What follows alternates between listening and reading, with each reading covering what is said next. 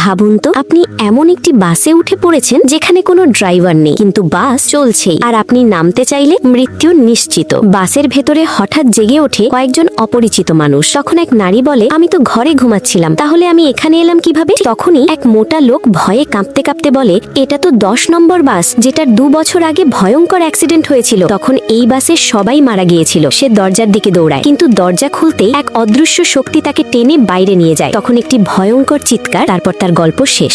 বাস থামে একটি বিশাল লোহার গেটের সামনে। ভেতর থেকে এক রহস্যময় লোক এসে বলে, তোমরা সবাই অভিশপ্ত, যদি বেঁচে ফিরতে চাও তাহলে আমাদের সঙ্গে একটা গেম খেলতে হবে। গেটের ওপর ভেসে ওঠে কিছু নিয়ম। অসুস্থ বৃদ্ধাকে 3 দিন সেবা করতে হবে। এক নির্জন ভিলায় এক লাল পোশাকের নারী তাদের স্বাগত জানিয়ে বলে, আমার মা বিছানায় শুয়ে থাকেন, তিনি শুধু মাংস খান। 3 দিন তোমাদের উপর তার সমস্ত দায়িত্ব।